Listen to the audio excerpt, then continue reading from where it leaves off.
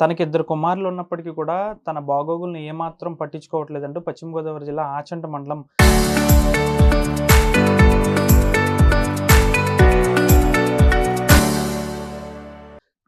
పెనుమంచిలి గ్రామానికి చెందిన కాంపాటి వెంకటలక్ష్మి ఆందోళన వ్యక్తం చేస్తున్నారు. అయితే ఈవిడికి సంబంధించిన పంట భూమి కూడా కాస్త తినకి భర్త పేరు మీద ఉంది. అయితే తన పేరు మీద రిజిస్ట్రేషన్ కావడానికి తన కుమారుడు అడ్డుకుంటున్నాడంటూ ఆందోళన వ్యక్తం చేస్తున్నారు. అయితే కాంపాటి వెంకటలక్ష్మికి ఒక కుమార్తె కూడా దివ్యాంగురాలైన కుమార్తె కూడా ఉంది.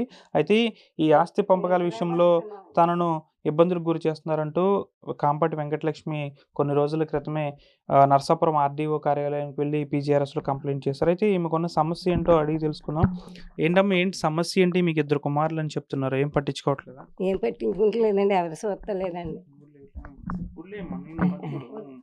ఎవరు చూస్తలేదండి, ఒక పైసా కూడా ఎవరండి, తల్లి అని కూడా చూస్తలేదండి. అతను అమ్మ నా మాట కూడా కేకేయండి. ఎంతమంది అబ్బాయిలు మీకు? ఇద్దరండి, ఇద్దరు అబ్బాయిలండి. ఒక అబ్బాయి చగినెట్టి వెళ్ళి ఉంటాడు, అన్నతో ఉంటాడండి, బయటకి కొట్టులో ఉంటున్నాడు. చూడండి, పెద్ద అబ్బాయి ఇక్కడ ఉంటాడు. గ్రామ నౌకరి అండి, మా ఆయనగారు నౌకరీ చేస్తాడు.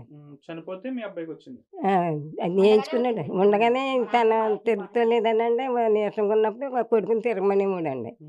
ఆ తిరగమన్నప్పుడు ఇవన్నీ పట్టుకుపోయాడు అనమాట అండి.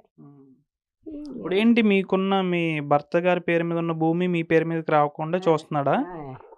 ఎందుకలా? ఏమని మరి ఇంటికి చేస్తున్నాడు మనకి తెలియదండి. అదే అండి, పొలాలు అమ్మేసుకున్నారండి. నా ఇల్లు తలం ఇచ్చానండి, ఇల్లు కట్టుకున్నామని. తర్వాత అప్పులు చేసేస్తాండి, ఆ అప్పుల గురించి నాన్నగారు పొలం అమ్మేసండి తీర్చారండి. ఇంకా మిగిలిన తలం ఏమో నా తాతలంతా పిల్లకని రాయమన్నారండి. రాయమంటే అండి కొడుకులకి కూతురు, ఆ పిల్ల తాళంతా కొడుకులకి కూతురు అండి. వీళ్ళామండి, ఆ వీళ్ళామ పని చేయదు అంటున్నారండి. అలా చేశారండి. ఇంకా మాకు ఆధారం ఏమి లేదండి, అదే ఆధారం అండి. మాట్లాడతాడు మీతో మీ అబ్బాయి? మాట్లాడరండి, మాట్లాడతలేదండి. ఆ పిల్లని ఇక్కడ కూర్చున్న పిల్లని టీ కట్టుకుని నొక్కేసాను, కింద ఆడేసాను.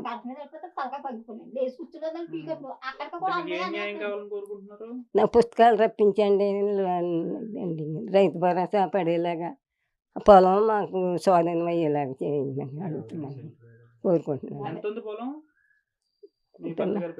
చెప్పు. 50 సెంట్లు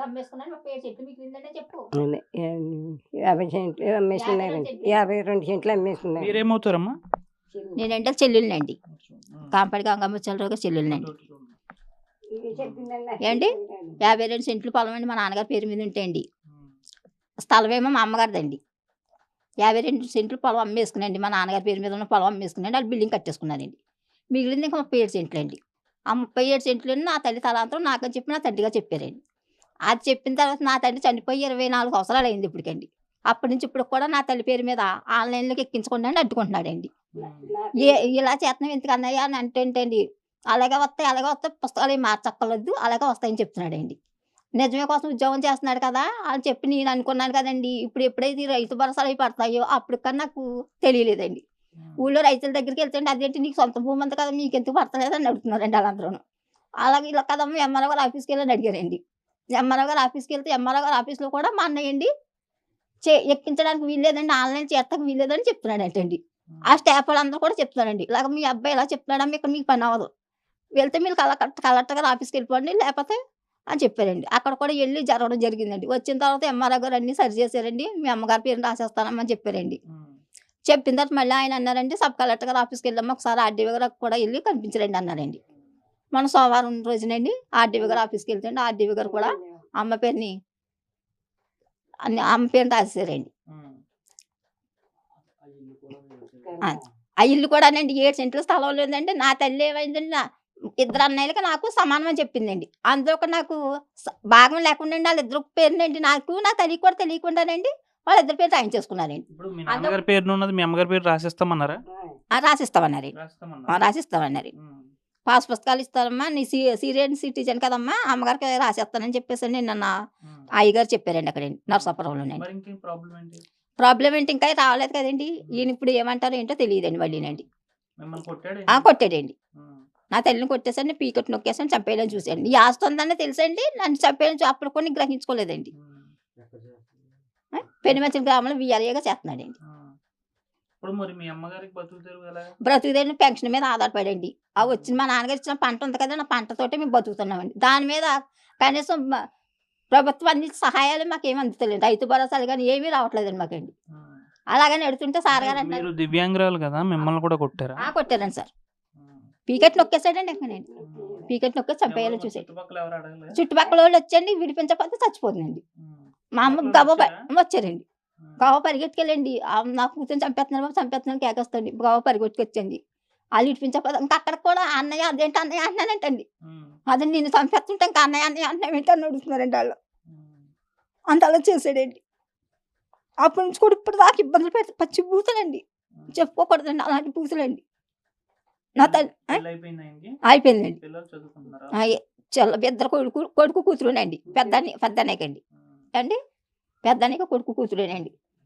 కూతురికేం పెళ్ళి అయిపోయిందండి. గవర్నమెంట్ టీచర్గా జాబ్ చేస్తుందండి. ఆ అబ్బాయి అండి సైంటిస్ట్గా, నేను సెంట్రల్ గవర్నమెంట్లో సైంటిస్ట్గా జాబ్ చేస్తున్నాడండి. ఆ అబ్బాయికి ఇంక మ్యారేజ్ అవ్వదు. పోలీసులు కంప్లైంట్ చేద్దాం అనుకున్నామండి. వెళ్ళేసరికి ఊళ్ళో పెద్దలు ఉంటారు కదా, అమ్మ ఈ పట్టి ఊరుకోమ్మ, మీరు చెప్తే మీ జోలికి రాకుండాను అని చెప్పారండి. వెళ్తున్న వాళ్ళు ఆపేశారండి. ఆ పెద్దల మాట వినాలి కదండి, అందుకు వెళ్ళలేదండి. ఇప్పుడు ఇంకోసారి జరిగినప్పుడు తిరిగినమ్మ వెళ్ళకండి, పట్టు ఉద్యోగం చేసుకుంటున్నాడు కదా, మళ్ళీ ఉద్యోగానికి రిస్క్ అని చెప్పారండి. అందు గురించి ఆగారండి. అప్పటి నుంచి ఇప్పుడు కూడా కంఠంలో అండి బ్లడ్ పడిపోయండి, కంఠం పోర అంతా నొక్కేసండి, ముద్ద కూడా దిగనివ్వట్లేదండి. అంత హింస పెడుతున్నారు. మీరే నాకు న్యాయం చేసేయండి.